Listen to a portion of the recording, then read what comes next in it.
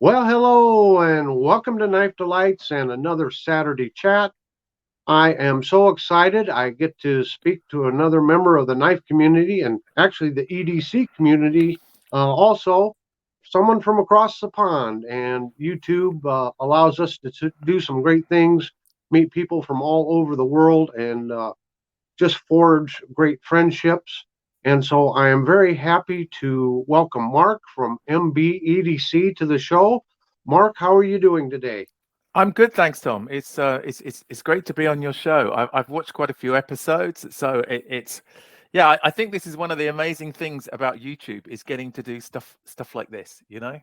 Oh, I've just made so many friends, great friends, not only across the United States, but across the world. So it really is exciting. Yeah, yeah. I think I never realized when I started on YouTube that there would be such a community feel about it. And I think that's one of the things that sort of drawn me to it and sort of kept me going because it's not always easy when you start off in doing videos. Hmm. So getting comments and I think having chats and actually the Discord group that Slip Joint Sawyer runs, Slip His Sanitarium, that's been really good. Talking to some other YouTubers and Knife Nuts and EDC guys. So that's all been great. Yeah. So what got you interested in starting a YouTube channel? I mean, what drove you to do this to enter this crazy world of YouTube? Well, I sort of I had an idea that I wanted to do it. I mean, partly because I've been watching a lot of channels, and Hmm. I tended to focus more on some of the gadget channels, some of the EDC channels, people like John Gadget, Ben Valak, Moorlander EDC. Gradually getting into some of those things. Um, and watching those a lot. I've used YouTube for many years if I needed to do something. So if there's something I didn't know how to do, I had a tumble dryer that broke down, and I used a YouTube video to find out how to fault find and fix it. It was the condenser, that gets the drum going when Right, when it right. when it first starts. And I sent away. I got one of those. I put it in, and it worked. So Yeah, I've yeah. I've used YouTube for a lot of how-to stuff. I've And then sorry, go on. no, I was just going to say I've made many a car repairs by watching a YouTube video first. Yeah, exactly. And it's way much better than it used to be when you used to try and look in a book, it's Yeah. just not the same. Nope. And I sort of thought, well, I could do this. For my work, I regularly have Teams calls with people, so I'm used to talking. I'd never done much video work at all, so I Right. thought it was a chance to learn a new skill.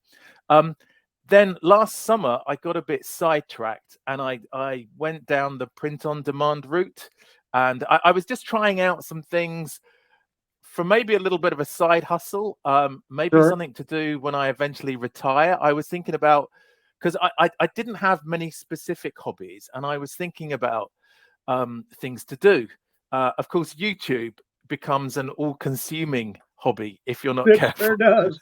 so, so the need to keep producing videos and think of new ideas. And anyway, so I got sidetracked by this print-on-demand thing, and I spent a lot of the second half of last year doing that. Um, a couple of 100 hours put into it. T-shirt designs, on things like Redbubble, TeePublic, that sort of thing. I learned a lot. I learned that I'm not good at designing T-shirts and not good at designing T-shirts that people want to buy. I think I maybe sold about $80 worth of stuff. Yep. Yep. They're still on there. I might get a couple of dollars come Christmas and stuff like that. But what I did learn from that was a lot of the SEO stuff, which I think helps to get your videos in front of people. Um, Right. so I've brought that and just understanding about loading stuff. I still use Canva for editing videos, which I probably need to move away from. My sons, I have two grown-up sons in their 30s, and one of them is saying, I must use Premiere Pro, to edit my videos. Stop using Hmm. Canva. That's for t-shirt designs, but I still use it for thumbnails and things. So Sure. anyway, I finally decided in about January I'd had enough of the print on demand. It was the other thing with it is you don't get much feedback. The only feedback you get is when you have a sale, and those were few and far between. So I felt like the only good thing is you can do that sort of stuff while you're watching a film or listening to podcasts. Making a YouTube video and editing especially is a bit more full on. You can't do much else while you're doing that. But that's also good to have that focus. You are right though. It is all consuming. I mean, you can spend a lot of time, not only first off, you got to come up with the idea for your video, and that in and of itself can be a challenge sometimes. Yeah. Then you have to make it, and hopefully you made it good that somebody wants to watch it, right? Yeah. And then you have to do some editing and then build your thumbnail, get it uploaded. And then after all that's done, then you have to answer comments, or you don't have to, but I choose to, and I'm sure you do too.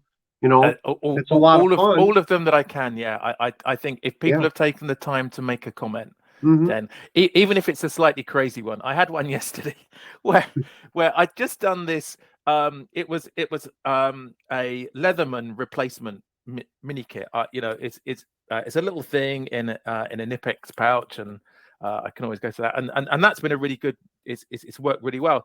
But one guy was saying, I'm really unhappy with the state of the UK civil rights or human rights, and I thought, okay, that's I don't know what that had to do with my video. Right. Yeah. Maybe he was in two videos and commented on the wrong one. I don't know. But what I really liked was that one of the other viewers sort of came to my defense and sort of said, what the hell? Why is this guy doing this? You're doing an EDC video, a toolkit video. Why? But I just think, I always try and be polite, even when I've had people accuse me of cheating on stuff. But I think I'm going to be polite. I don't need to respond or escalate. And but what I do like is that you can tell from a lot of the YouTubers who, like me, spend a lot of time putting these videos together. So I have a lot of respect for those. And some of my early videos, and in fact my best video ever, I had loads of comments telling me I was doing stuff wrong, but in a good way of giving me help to learn. Positive feedback, constructive feedback. Yeah. And I hope, I always welcome that. I really do. I never take offense. There was one point I was really struggling with lighting. I could not get my lighting right. It was either so bright that the glare from the blades was, or it was so dark you couldn't make out any good detail on a knife. And so there's all of those little things to work out. And people would give me suggestions, or, hey, your lighting was pretty bad. I couldn't see the knife real good. And I never took offense to it. I'm like, okay, I got to roll up my sleeves here and try to figure out how am I going to get my lighting right. And I'm not so sure I have it right now, but I think it's better. But I think that's the thing, isn't it? It's getting better. I look at my first videos, and I mean, if people watch my videos and they watch this, and I will obviously I'll post about it when it comes up. I'll post a link from my channel as well. But people don't normally see me. I have a faceless channel, and it's not that I'm especially shy, but there was just too much technology to think about, because especially with EDC or knives, and you're showing. I never realized I would be a hand model. So exactly. I try and keep my fingernails trimmed and clean, more than ever. And but so I try and focus on, and that's easy because I can just use an overhead camera. I don't need to do anything else.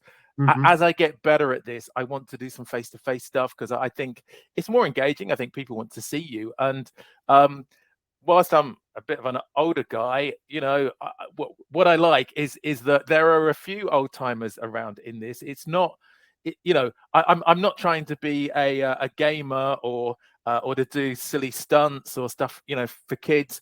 In fact, I'm sure yours are the same. All of my videos are labeled not for kids, which is good. You have to when they're knives and things.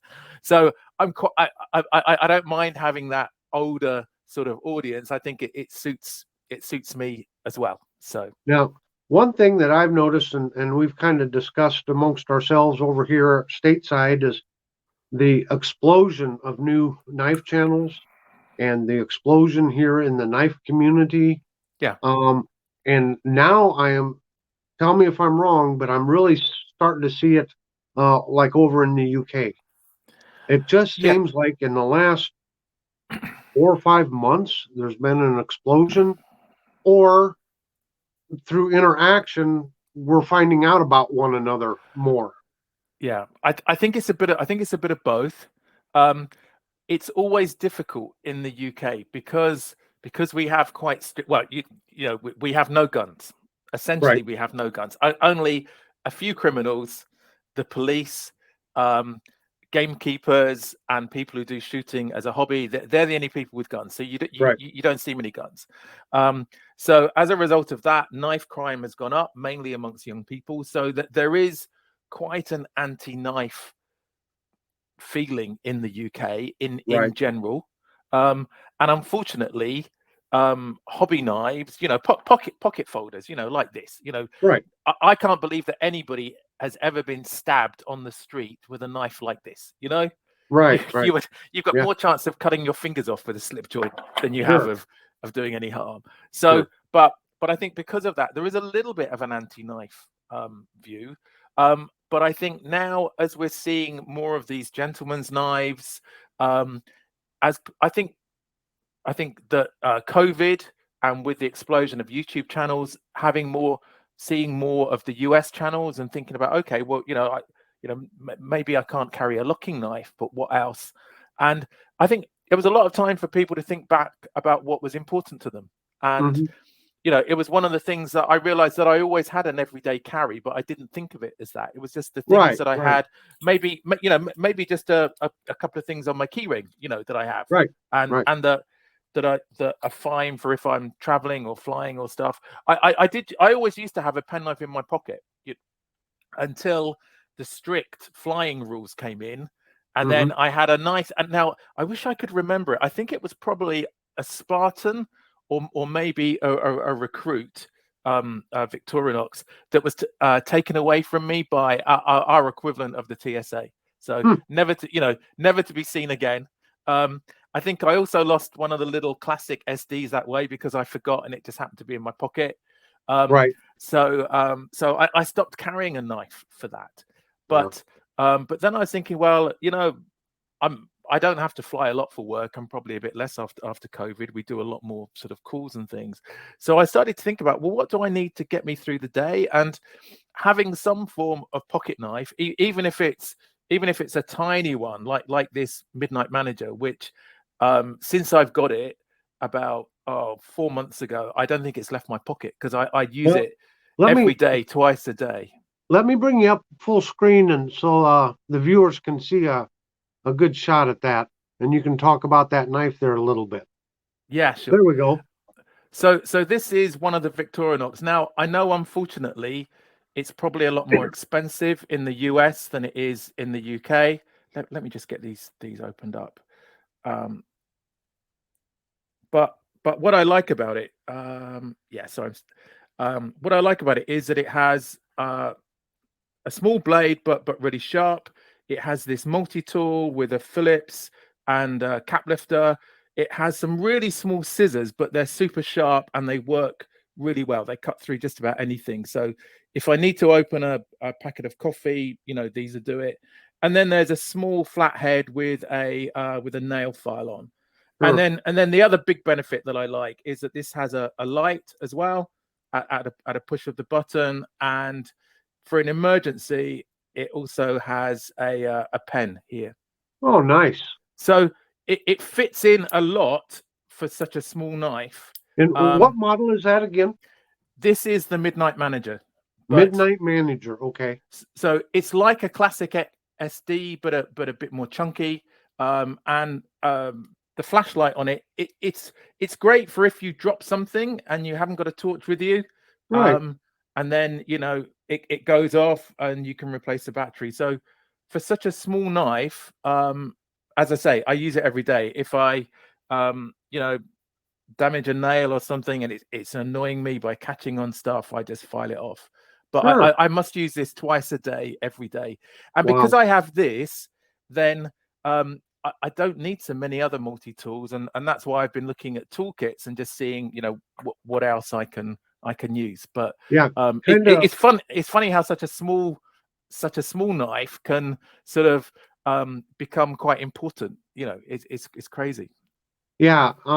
And we were talking before before the show here, and you were talking about, I think, a Leatherman or another multi-tool, but you can't carry it because it Yeah, has a that's right. locking I blade. have the Leatherman rebar, and you know, it's one of the cheaper ones. My son's got me this for a birthday present, because I have, you know, sons that are grown up, that they're always looking out for cool gear for me. Right, is that? Yeah, so that's the Leatherman rebar. But unfortunately, because it has blades that lock, Right. there are no locking blades permitted in the UK for Wow. everyday carry. So on your person, any knives have to be, the blade has to be less than 3 inches, Right. and they have to be non-locking. Now, So you say, so that fails on that. Yeah. just to be clear, you say you can't like have that on your belt, but can No. you put it in a toolbox and have it as part of a toolbox or something? I think that's interesting. So I think probably, I think the law isn't that clear on this. So Okay. it says if it doesn't meet those criteria, that you have to have a good reason for carrying it. So I think most of the time, you know, we end up with small slip joints, Right. and they're fine. So you don't need to have a specific reason for carrying it. If you were an electrician, say, so my eldest son is an electrician. Right. So there's a knife here. It's non-locking, but it's the blade is more than 3 inches. It's Oh, just a now nip. that's interesting. You bring that up. I'm going to bring you back up on full screen. That's a Nipex Yeah. because a channel here, JW Greenbaum, started a traveling knife, and the Nipex is what he sent around. And there's been a Oh, lot of really? channels. Yeah, and I even got to review that knife too. It's a Cool. pretty interesting. It's interesting. I mean, it's quite ugly as knives Yeah, go. yeah, I bought it because I've got some Nipex pliers, which I really like, and the little mini Nipex Cobras are like the darling of the EDC community. You see them in loads of videos, uh-huh. and I think I got lulled into buying them because everybody was. But since I've had them, I found them quite useful. But and what's interesting about this, as I'm sure you sort of found out when you looked at it, is that it's made in Solingen in Right. Germany, so which is renowned for great steels. I have another Solingen knife that is like probably the best Oh, in my collection, nice Barlow. and that's from Boca. And Right. yeah, maybe if I put the Nipex down, this was one that my sons bought for me. I had my significant birthday last November, so I was 60. I can't believe I'm on YouTube saying that, but anyway, here we are. Well, if it makes you feel if it makes you feel any better, I hit that significant milestone 2 years ago. So Okay. Yeah. Well, you know, it's I don't feel sick. I think I probably don't sound 60 either. So people might be no, shocked when they see this old guy. I still get shocked when I look in a mirror to shave and I see this old guy looking back at me. But I anyway, know. this was another Solingen blade, and it's a really nice satin finish. I think it's 440C. It's got that nice micarta, and then the brass bolster. Yeah, So that's a see, single I'm blade, right? starting to use the knife lingo, but I'm still new at this, and Sure. I think it's one of the things with my channel. I've never pretended to be an expert in this stuff. Mm-hmm. I'm a Yeah. sort of a newbie or idiot on my journey. In fact, I think my best video was about a Victorinox sharpener, and I actually said, you know, is this sharpener idiot proof? And Right. I've had, oh geez, I've had about 97,000 views on that video. I That's look back at great. it now, and Yeah. technically it looks awful.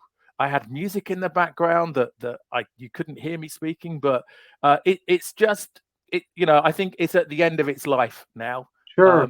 I still get a few views per day on it, but that was great. But what I did, I literally opened this out the pack, got a few knives, Yeah. started using it, talked through it, and explained it, and I think people just like that, Yeah, they do. and because of that, I got so many comments, and then after that, I got this nice Falkniven DC3. Sure. So and then even even this sharpening stone for larger things. All right. But, Great.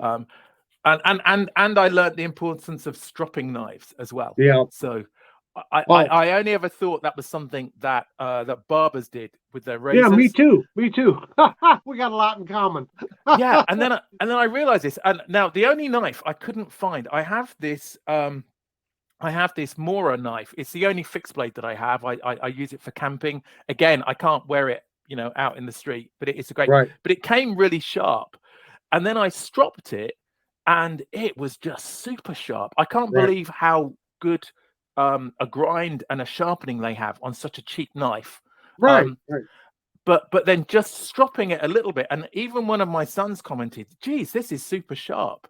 And what I like about stropping is that it doesn't remove as much metal, so the blade's going to last longer, and it really just makes a difference. So I think, whereas I might have thought that I needed to sharpen knives more, I think most of the time you probably just need to strop in between uses, unless you've taken a nick out or something like that. Sure. Sure. Yeah. Well, that's interesting. So, how long have you had your channel now?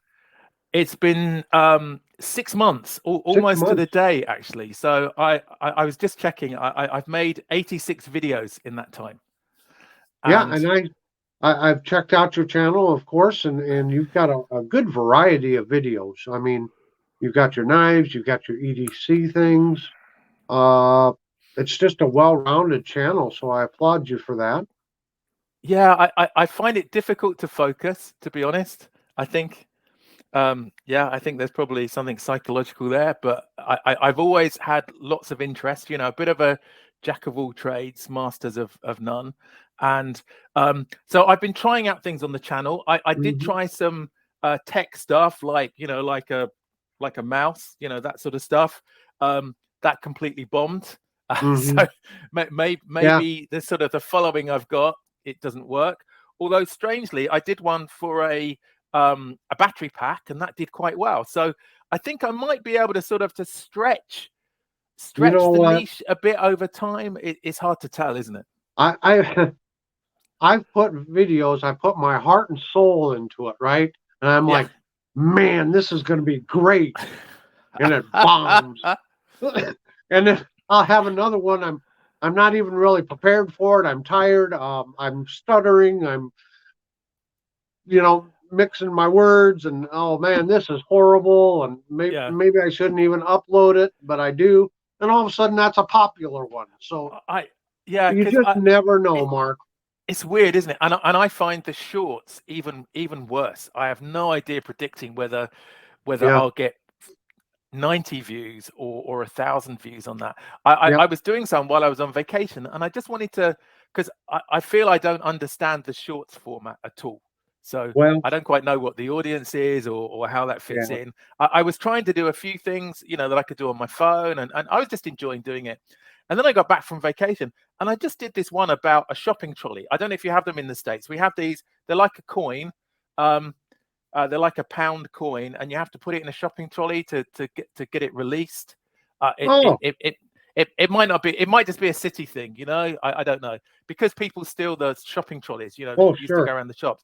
But I hate the little tokens that you have, because I can never find it. I never have change, and I was looking for some alternatives, and I just asked a couple of questions, and somehow I got over 1,000 views on that, which I just thought it was nothing. It was just, but maybe it just sparked some curiosity. It could be, I wish It's, I'm hoping over time I get to understand what that formula is in I don't think you will.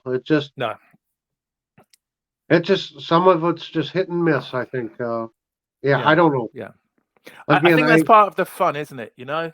it That's is. I used to do a lot of shorts and I've stopped doing them and wanted to focus on my, long form content. Um, in my long form content, by far my most popular videos are the ones I do on my buck knives. yeah. So you would think that would translate with shorts, but I've had an old vintage knife that's 50, 60 years old, and it's nothing more than an old slip joint knife, and it'll get 10 times the views as one of my really nice buck knives on a short. So again, Yeah. I don't know. There's no rhyme or reason to it, it doesn't seem. So hang on a minute. Oh, sure. I'm on a video, Ness. I see you. Yeah, thanks. Sorry, that's my daughter. No, So that's fine. Interruptions are part of the game too. I yeah. film down and record down in my basement, and there's been more than once when Mrs. Knife Delights hollers down, Tom, right in the middle of a video. So yeah. And yeah, I did say to the kids that that I'd be doing this, and can they be quiet? And they have been quite quiet, but yeah, it's anyway. That's good. That was Nessie, my daughter. well, But yeah, I'll say I'm hi, quite. Nessie. And then she'll pick it up. She'll watch this. She does watch some of my Good, videos, good. and my eldest son, he does podcasts as well. So Okay. my daughter What's listen. what's Sorry, the go name on. of your son's podcast? It's called In the Chains, and it's about disc golf. Oh, okay, The golf that's played with like frisbees. So sure. he's been doing that for quite a while actually. So And I where think he where took it. can people find his what a podcast? Where can they find it? Podcasts. They're on Spotify now. So if On you put in Spotify. the chains, yeah, it's In the really just chains on in the Spotify. chains on Spotify. Yeah, that's Okay. great. And it's really just three guys chatting, two Brits and an American, and they talk a bit about disc golf and a bit about everything else, Okay. which and he's still building up numbers. It's been going for a while, and he has he has a small online shop as well where they import discs, because most of the discs are made in the US, so they Mhm. import them and then they sort of sell them on, not really to make much money, just to have money to buy more discs. I think. Sure. I think Right. it's like on here. I think I was talking to some of the guys chatting in the Discord chat, and I think a few of the people, they have the if they've got the AdSense, if they've got more than 1,000 subscribers, and if they have a little bit of affiliate links in channels, that money just goes into buying more knives. So Oh yeah. it's Yeah. You're right. which is great. So it's great to support the Absolutely. channel like that. Yeah. Yeah. Well, are your children, are they interested in knives and EDC gear? My elder sons are, because they're in their 30s. So I sort of have two families. I've been married twice. So Sure. and we have a couple of foster kids with us as well. Okay. Um, Sure. and so the younger ones aren't. I sort of my daughter bought herself a classic SD, and Oh, nice. then she was really disappointed by the size of it when it came. So I think I'll look out for something, because she's 12 now, and Oh, so I'm thinking maybe that there's a My First Victorinox, which has a yeah. rounded blade, Yeah. and it's very much like the Walker. I don't know if you know the Walker. The Walker has a main blade. Have I picked up the right one? Sorry, this is a Walker. Yeah, so the Walker has a main blade, and the combination tool. I'll bring you up full screen here. Yeah, sure. So this is the Walker, and unfortunately they're now discontinued. But they're a really useful knife, because they have this combination blade, which has the flat head, can opener, cap lifter, wire bender, and a main blade. And then the other thing that they have is a saw. And Yeah. whilst it looks small, the Victorinox saws have a double row of teeth, so they cut really well. So you can cut anything up to about 1.5 inches. So a branch, 1.5 inch branch, you could do that. So this would be great in a small sort of camping kit, Hmm. or a EDC bug out kit if people have those. But the My first Victorinox, unfortunately, it's not well priced. It's quite expensive. Instead of having this spear point blade, it has a rounded blade. Huh. And of course it has the toothpick and tweezers, Right. as all of the red one does. Huh. So I think I'll probably be getting her one of those for Christmas. And shortly, in about, well, actually, in about 3 days, we're moving house. We're going to be moving closer to where my sons and grandsons are, and granddaughter, Oh, and we're terrific. going to be in a more rural location. So I'm hoping to do some of the other EDC stuff. I have a whole list of ideas for things from my channel. I have a It's a, small collection. Sorry, it's time though, isn't it? It's always time. I have I have all a these terrific full-time ideas. job. Yeah, I can't that's the wait problem. till I can retire in a few years, hopefully, so I have time to do all of Exactly. these great things. Yeah. Oh, geez. Yeah. Yeah. I mean, I have a whole collection of stoves, Trangia stoves, Storm Kettle. So I really want to get those going. I want to be better at doing this so I can do it justice as well. Because recording outside is a whole nother level of stuff. Absolutely. I will tell you that. Because I also have a history channel called History Delights. Oh, I And haven't it's, seen that, Tom. No, yeah, right. and it's a small channel. There's like 140 subscribers. I don't have a lot of content on it. One is because of time, because a history video takes a lot more effort and time Yeah. to put together. I mean, I spend probably 15 minutes editing for every minute of video. So, Yeah. you get a 10 to 15-minute long video, and I'm spending 4 or 5 hours editing. Yeah. But and the other thing is with weather and lighting and everything else, trying to record outside, it's a whole different ball game. But I think, I don't want to put words in your mouth, but I think we're kind of on the same page. I decided a couple years ago to start this, and I was very bad at the beginning. I mean, I Yeah. look back at my early videos and I just cringe. But I thought, Yeah. you know what? This is something I can do in retirement. So let's start doing it now so I can, make my mistakes, if you will, now and learn now rather than waiting for when I really have the time to start it. And Yeah. I think, and as we both agreed on earlier, that the whole goal here is to improve over time and to Oh, learn. and entirely, entirely. I mean, I've learned new skills through doing this. I've been reasonably tech capable. My younger son will probably completely disagree because he's my like IT consultant on stuff and always doing stuff for me. But I'm not too bad. But this has been a whole different thing, and it's got over me hating the sound of my voice when I hear it back.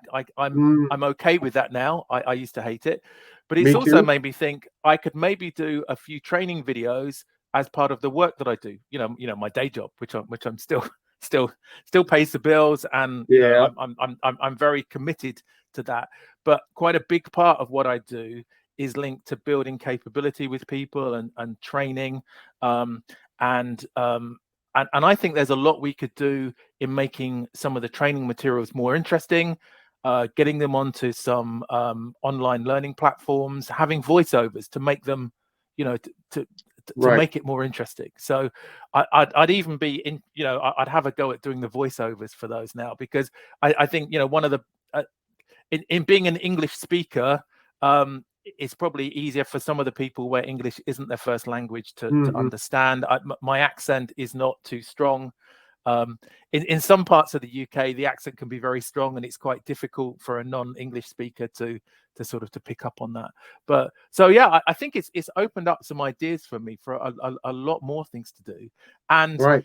I think, as you say, it's just time. I'm trying desperately this weekend to record I've recorded the footage now, but to edit 4 videos so I can have one a week, because the next 4 weeks I'll be focusing on the move and everything Oh yeah. related to that. So, but it's a good thing. You can sort of plan ahead. I might try and do a couple of shorts in between. I want to keep the momentum going. I've still got that target of 1,000 subscribers. You know, that's the next thing I'm going at, and I'm at where I'm at today. I'm at 769 today. Okay, So you hear that, folks? You hear that? We got to get Mark up to that 1,000 mark, and he's going to keep persevering and pumping out some good videos. So, hey, you know, when you're done watching this, make sure and go to his channel. I'll leave a link below in the description. So make it easy for you. Go over to MBEDC and hit that subscribe button. Yeah. There's a good feeling when you hit 1,000. I know I was exhilarated when I hit 1,000. Yeah. For whatever reason, that seems to be the mark where it's like, okay, I've quote made it, you know. But I also have to say this: when I first started, and I got to 100, I couldn't believe there was actually 100 people in this world that would actually want to listen to me drone on about a knife. Right? Exactly. And some of those would have been strangers, people you didn't know. People you don't even know. And I mean, in a way, when I first hit 100, I think I was as exhilarated as when I hit 1,000. You know, I think for each of the hundreds, I think, unfortunately for me, I say unfortunately, but it was really good.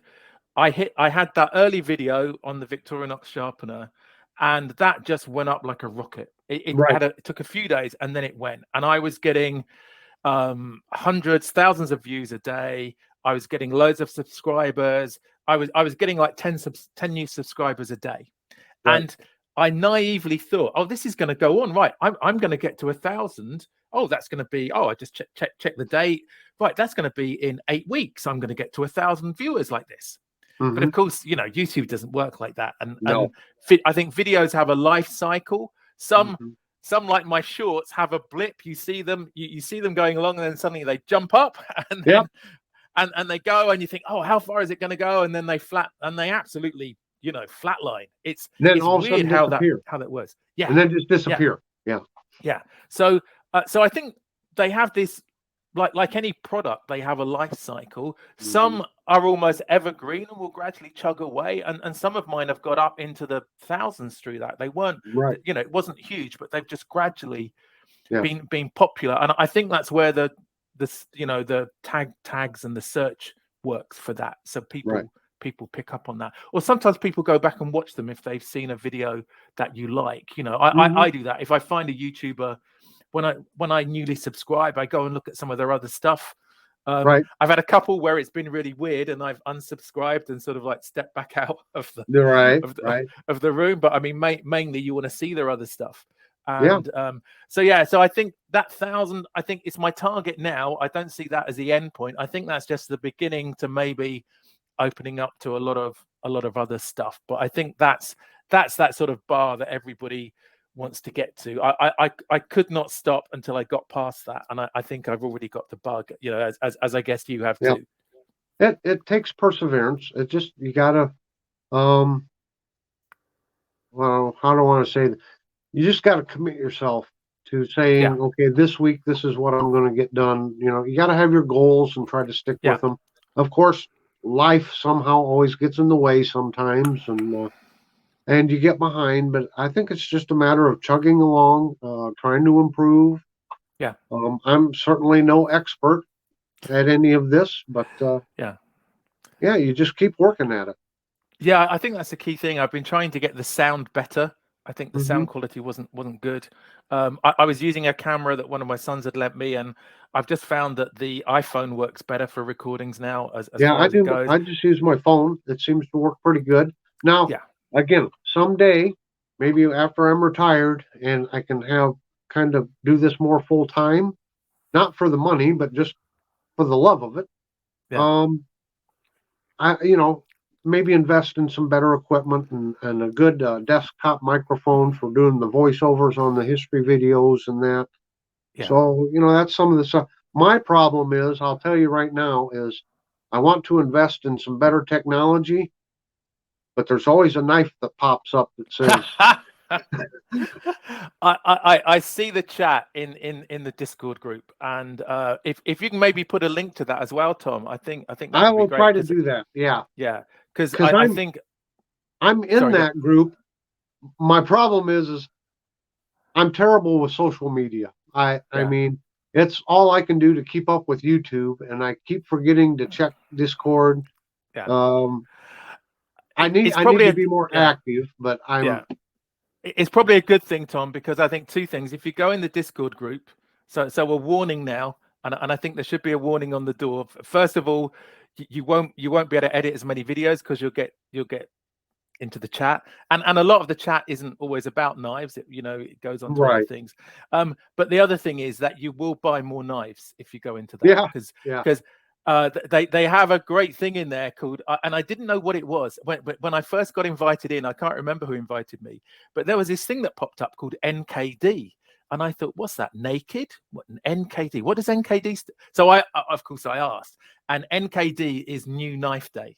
So Oh, okay. when it comes through the post, and people get their nice, and sometimes even it's look what I've just placed an order with, and a picture comes up of this nice shiny bark or something with a great handle, anything, and then there's another picture when it arrives. So I think I've said to the guys there, it's like the opposite of Knife Addicts Anonymous. Mhm. It sort of facilitates that, but It sure it, it's does. it's Yeah. it's really good for learning about the knives, and the guys are absolutely great. So like Slip Joint Sawyer, Randy WSG, Thrifty Kniffy, Uncommon EDC, Stu, Matt, Steel City. I can't remember all the guys, so sorry about that. But Right. No. if you look in one of my videos in the description, you'll see a lot of the names of the Right. people that I watch a lot, including people like even like Felix Imler. I don't know if you know Felix's channel. No, I'm not familiar with Felix. If you're into Swiss Army knives, then have a look at Felix Imler. He's a Swiss guy, Okay. and if there's anything about what you can do with a Swiss Army knife, from anything from making a spoon to making a kayak or anything, he does it. And he was another one of my inspirations for getting into this YouTube thing, watching his stuff, and just his passion, and Mhm. he's just brilliant. And I think he's been doing some collaborations with Victorinox as well. I think he has a carving book that's linked with Victorinox, and their new fixed blade Victorinox. I think he was involved in the design of that, and he's starting to have some videos in there about how to use them. There was a really good one that came out yesterday about how to carve a spoon, and there's even a shape on the bottom of the knife that's perfect for making that sort of spoon shape. Right. So that's a whole thing that I want to get into as well, is sort of whittling, and it's on my list of things to do. It's just time, isn't it? Yeah, it sure is. So you brought up Slip Joint Sawyer and some of the others that are like Thrifty Kniffy and probably myself. We're really into the slip joint knives. Yeah. Now, is that something that you've always been interested in, or are slip joint knives kind of new to you? I think since I was a young lad and went fishing and things, I always had some sort of slip joint knife, Right.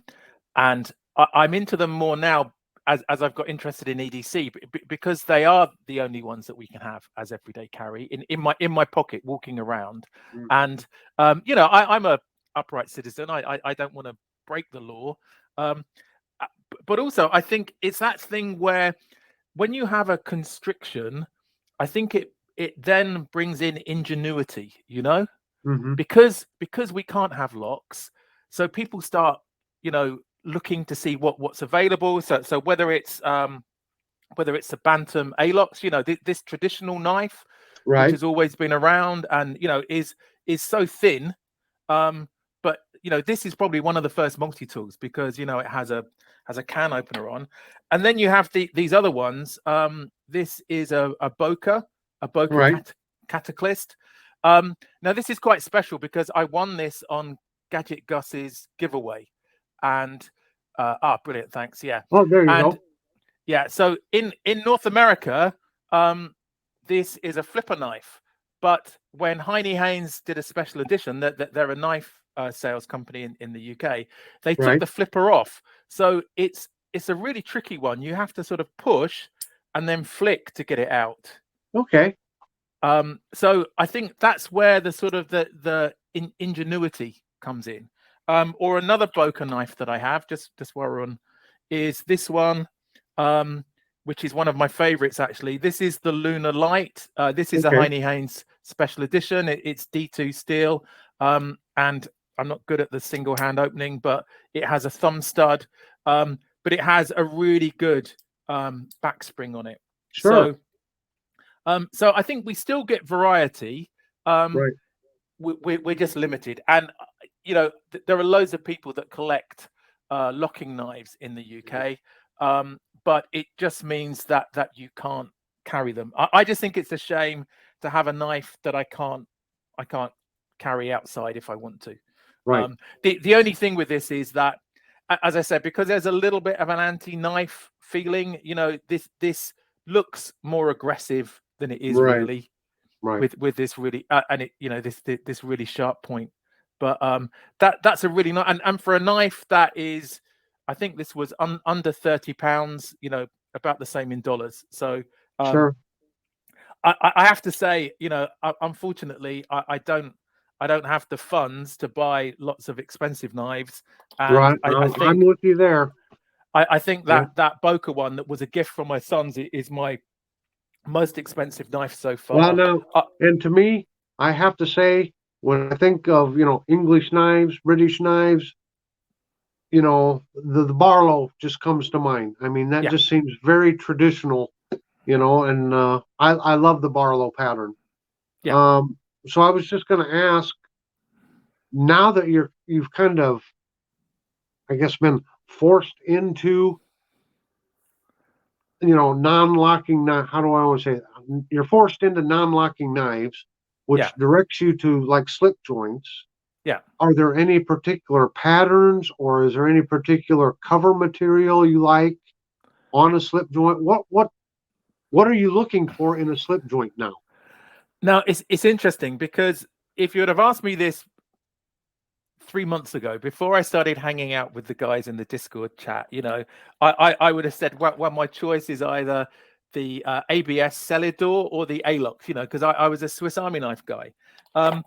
Then there was the Micarta of the, you know, of the Boker Barlow, and I guess then there's like the Micarta on this.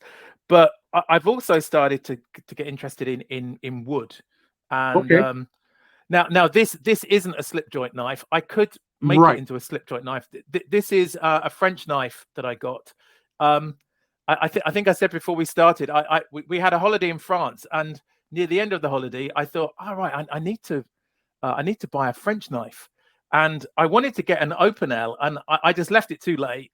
Looked in the supermarkets. I think they have similar restrictions in France as in the UK, so you can't buy knives anywhere. And I ended up buying this one, which is a really nice stainless, and an inox. It has a collar lock. Now this is slightly too big to be UK legal anyway. But when I got back, I Yeah. bought an Opinel. So now this one would be legal, and if I took the collar off, but Okay. it has a locking collar. Yeah. And Yeah. let's show you the show side. But I think in one of my videos, I was a bit disappointed by the Opinel. It had been built up so much, and it didn't really deliver on the quality control. The actual knife edge itself was rolled, Okay. and I've just sorry, I don't mean to keep plugging my videos, but you know I'll go No, ahead that's anyway. just fine. I've just recorded a video which will be coming out in the next couple of weeks where I sharpen this with the this is now the sharpened version with the Victorinox dual sharpener, you know, just a field sharpener, Sure. and I really get a much better edge on it because I've tried using it. But what I decided with this, I've got to either take the collar off if I want to have it as EDC, which is quite easy to do. You can just prise it off, Right. or I'm just going to have it as a gardening knife, and probably it could be in the gardening knife category. I didn't feel the love for this. I wanted to because it's an absolute design classic, It but is. controversially amongst some of the other knife guys, I just didn't feel the love for it, I'm afraid. Okay. But And you anyway, know what? That's okay. We all have our passions. We all have our things we look for in a knife. You know, I'm a buck knife collector. I mean, that's Yeah. what really got me into collecting. And because of my passion for buck knives, I'm willing to overlook some things that someone that's not, you know, a buck guy, if they got it, they'd say, well, you know, this isn't quite up to what I expected and this and that. But when we have a preference for a certain brand, I think it's the human in us, we tend to overlook some of those flaws because, you know, Yeah. how can a knife that I bought be imperfect, right? Because I bought it, so it's got to be perfect. But Yeah. And I I mean, just think that's the way it is.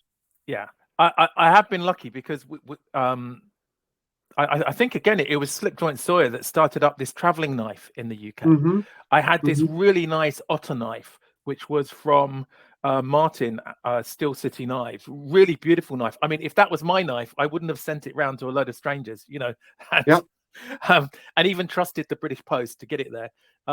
But that was a beautiful knife, beautifully made, a really nice wood scales on that. And then the second knife we've had, which is still doing the rounds, was a Jack Wolf knife from Oh Paddy. yeah, I saw that. So Yeah. But I mean, so I was just so nervous of that because I thought, oh, I've got to post it onto somebody. I don't want it to go missing on my watch, you know. So I was really relieved when it got to the next person. Sure. I could really appreciate the build quality and the material quality of that. But that's a $300 knife, and yeah, you know, I didn't. From an EDC point of view, it was no better than my $30 Lunar Light. You know, from a knife you can use. But I can see that if you're a collector, I could see how you would want that sort of knife. So I can appreciate that. I wouldn't put my own money behind it. I'd choose to spend it in something else. But the great thing about this and the knife community, and I've found it, I just didn't believe that there would be such a great community feeling on YouTube. Seeing some of the live shows, coming on here, being in the Discord chat, so many friendly people, you know, a common interest that breaks down any barriers of different countries or cultures or backgrounds or, you know, how we speak or anything like that, but just being enthusiastic about these about pocket knives and other things. So I found that really good. My big problem, well, I have two big problems right now. One is there are so many, especially new, fantastic channels. I can't keep up with them all, such as yourself. Yeah. There's just not enough hours in the day to watch everybody's videos, and it bugs me. I can't spend more time watching them. That's one. And two, the other thing that bugs me is it costs so much to mail something to like Canada or to the UK. Yeah. And, you know, we give knife giveaways and you're like, man, I want to, you know, share this internationally, but we're, you know, our hands are kind of tied. Yeah. Because yeah. I mean, that's fine. I think I won a giveaway last week. But I just nominate one of the US guys who's on the call. Right. So I think I'm not quite sure what it was actually, but I think Randy W, because Randy is such a lovely guy. Isn't he? Yeah. Oh, he's just the nicest guy. I think he comments on every video I do, and he's been doing this YouTuber thing. I think, you know, we're at a similar number. I think we're both in the 700s now. But he's such a lovely guy. So I just thought, right, yeah. Can you put me in for the giveaway? But if I win, can I nominate Randy for it to go to? So I think we're always happy to do that, because I think the thing I like about this is that there doesn't seem to be any competition amongst the channels. No. Because I think there's almost an unlimited number of people to watch stuff.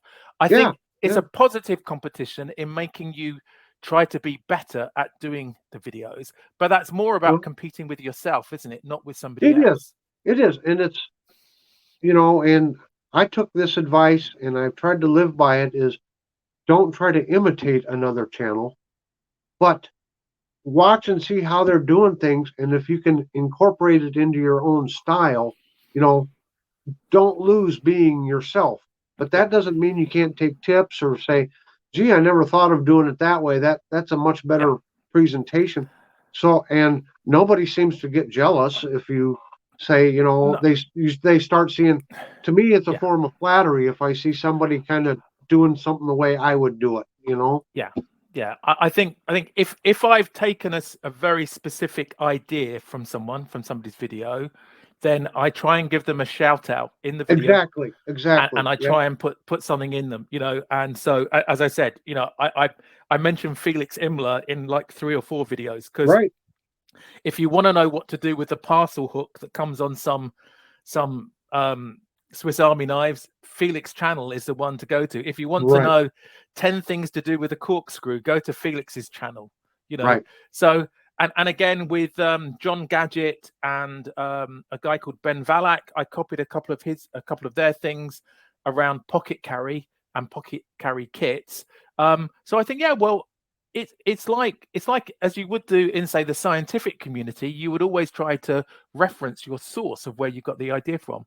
So I think it's just good manners to try to do that here. I've seen a couple of, I couldn't believe it, but I've seen a couple of copies of my videos come out, and I was a little bit annoyed that they didn't reference, because I could see that they've more or less done what I've done, and I think it's maybe just a little bit bad manners to not do that. Apologies if I've ever done that with anybody's video and not, and I haven't, because I think the trouble is, because we're absorbing so many things from many different sources, sometimes you forget. I mean, I saw this video from this guy, and I've got to find it again. It's a simple thing about how to tie your shoelaces in a way that they don't come undone. There are 2 ways to do the loops, and this way means they don't come undone. I've been doing it for 60 years of my, let's say 50 years of my life, the wrong way. And I'm going to do a video on that. It's on my list of my long list of ones to do. But when I do it, I'm going to give credit to that guy, because it was a very specific thing. Sure. Unfortunately, some of the other things we just pick up because we watch so many videos, you forget where it comes from. But I think if there's one thing I'd like to see a little bit more, and that's people giving credit to other people's sort of ideas that they've put forward. And even some of the bigger YouTubers, I've seen them do stuff, and I thought, yeah, you got that from Felix Imler, and you should have said, really, you know, it would have been better to do that. So I think that's one of the few gripes I have. Otherwise, everything else has just been so positive. Even when I get trolled by people, and you know, I learn from that, I move on, and I just try and get better at stuff. Well, Mark, unfortunately, we're up against the clock. We've been at this almost at an hour. Isn't it amazing how fast the time it's just goes? Gone so quickly. It seems like we just got started, isn't it? Yeah, I could. Yeah, well, I think I said to a couple of guys in the Discord chat, and my wife would say this: the hard thing is shutting me up, really, once I get going. But that's why I had to start a knife channel and a history channel, because Mrs. Knife Delights is just like, okay, enough about knives, you know. So Mark, they have a lot to put up with, I think, our wives. So yeah, you bet. So hey, listen, everybody, all the viewers out there in YouTube land, everyone that is still listening here, we sure appreciate you joining us here on this Saturday chat. And I want to thank this incredible guest, Mark, for graciously taking time out of his day and coming on and chatting with us here today. And I encourage everybody, please go to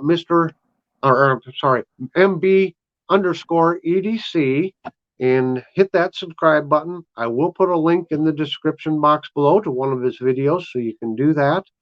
And Mark, once again, you've been a very exciting guest, a very gracious person to take time out to talk with us today. Thanks, Tom. It's been an absolute pleasure. I was really nervous before I came on, and you've made me feel really at home.